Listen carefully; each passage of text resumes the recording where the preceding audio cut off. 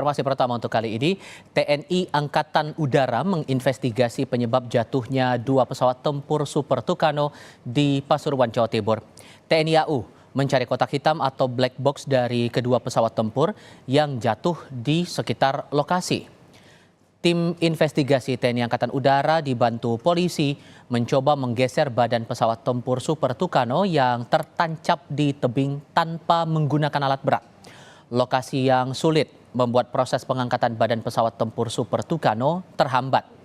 Selain mengevakuasi badan pesawat, tim investigasi TNI Angkatan Udara turut melakukan pencarian kotak hitam untuk proses penyidikan penyebab jatuhnya pesawat tersebut.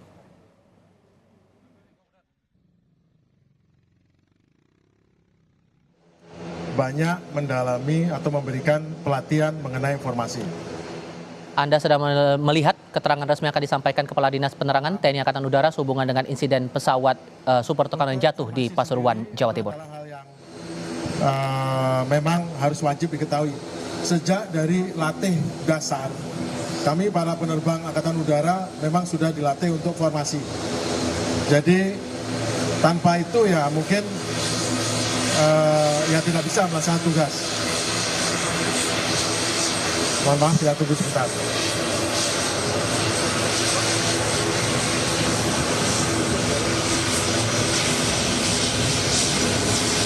Latihan formasi sendiri adalah manuver yang memang diperlukan pada saat kita harus penetrasi bersama-sama, karena kemungkinan kalau kita kehilangan adalah cukup besar, sehingga kita harus kontak sama-sama.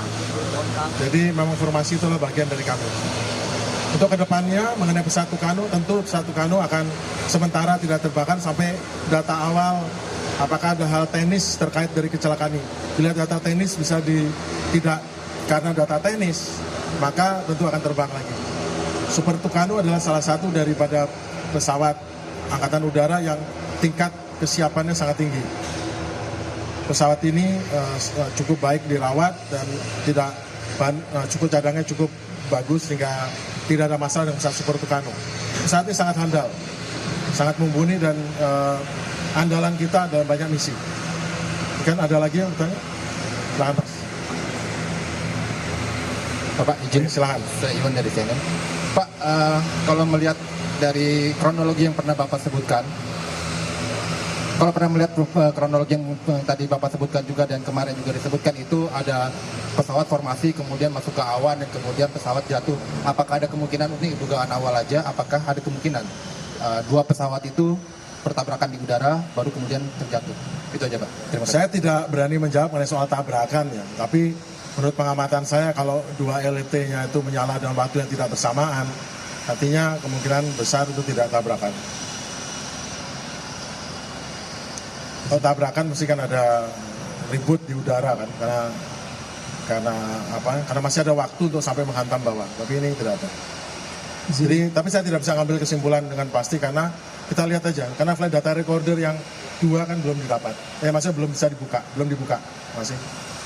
Izin Pak Gita Pak dari Tribunnews, mau tanya Pak terkait dengan proses investigasi ini, apa rencananya juga dari Angkatan Udara menggandeng pihak eksternal gitu Pak terkait proses investigasi itu? Misalnya KNKT. Untuk investigasi saat ini kami sudah bisa melaksanakan sendiri. Kami juga lulusan daripada sekolah-sekolah investigasi di luar yang cukup handle khususnya untuk militeri.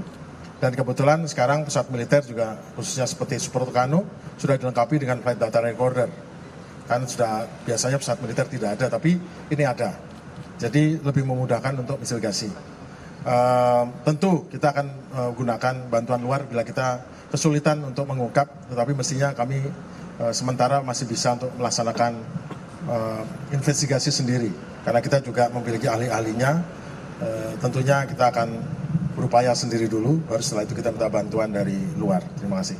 Ini Pak, kemudian Pak soal proses investigasi itu kan ini banyak beredar video-video yang sebelum kejadian itu Pak yang di masyarakat. Apakah itu nanti juga menjadi bagian dari investigasi Pak?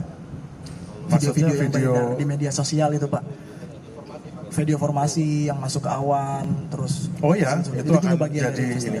Kan memang pertama kali masuk formasi itu kan in and out ya, nggak tebal gitu ya. Kan gara-gara dimulai pada saat tiba-tiba masuknya di tebal sekali yang buat mereka harus harus tidak bisa mempertahankan formasi dan secara prosedural memang harus keluar. Pak, izin Heru dari Radio El Sinta. Terkait dengan 4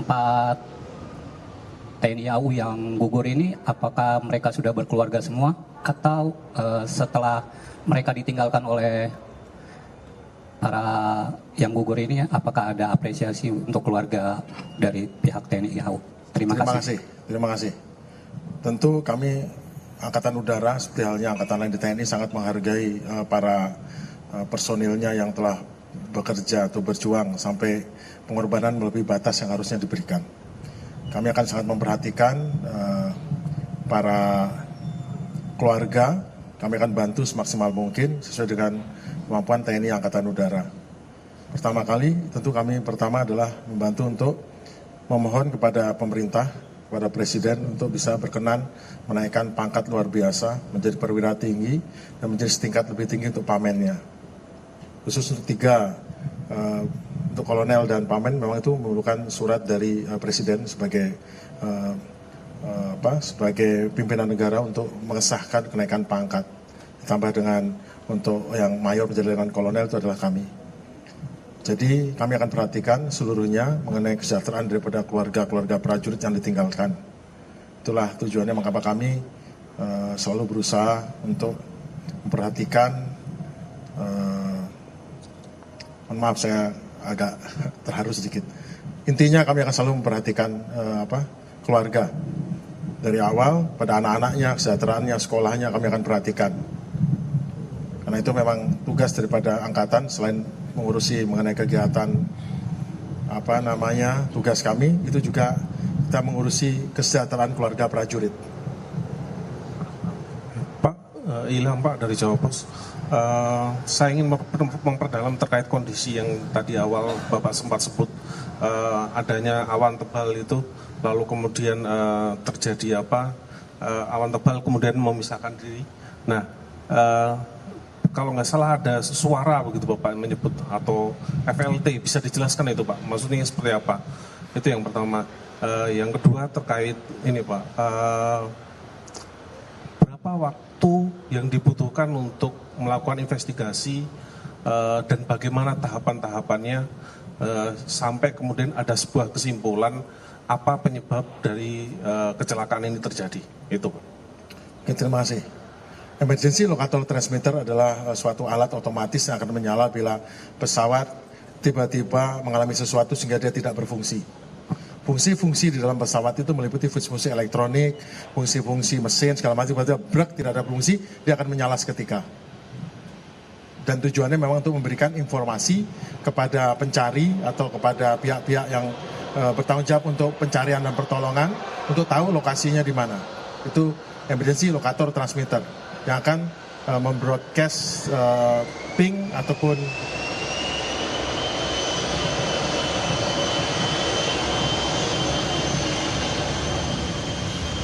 akan membroadcast. Anda sudah mendengar keterangan dari Kepala Dinas Penerangan TNI Angkatan Udara soal tindak lanjut dari investigasi terhadap insiden jatuhnya pesawat Super Tucano di Pasuruan, Jawa Timur.